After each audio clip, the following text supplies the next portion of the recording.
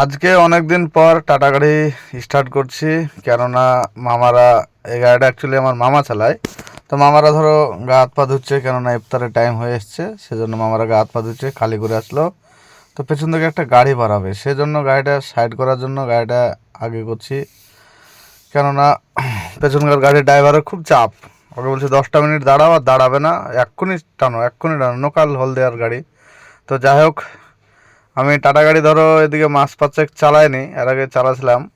তো যাই হোক, নতুন গাড়ি অনেক দিন পর, এর আগে 63-57 চালাছিলাম একটা 12 চাকা। তারপর পুনরায় আবারও এই গাড়িটা ধরো আগে পিছিয়ে করলাম। তো টাটা একটা আলাদা কাজ, টাটা চালাতে একটা আলাদা স্টাইল লাগবে। কিন্তু অ্যাকচুয়ালি গাড়িটা কতটা সুন্দর হয়েছে, গাড়িটা কতটা সুন্দর লাগছে অবশ্যই বলবেই।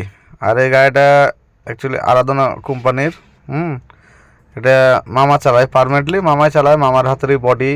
আর অনেক দিন থেকেই মামা এই ঘরে ড্রাইভারি করে, এটি হচ্ছে সব থেকে বড় কথা।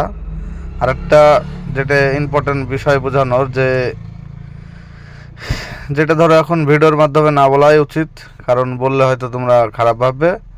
তো যাই হোক, গাড়িটা কেমন হয়েছে আর গাড়ির নাম্বার কত দেখতে পাচ্ছ, অবশ্যই বলবে। মডেলটা ভালো লাগছে তো। অনেক নতুন নতুন গাড়ি বাড়াচ্ছে অনেক জায়গাকার, একটা স্টাইলিশ।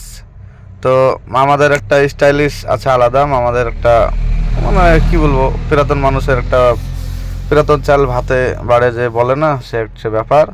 তো অ্যাকচুয়ালি কেমন হলো অবশ্যই বলবে, আর গাড়িটা কেমন সেটা অবশ্যই কমেন্টে জানিয়ে যাবে।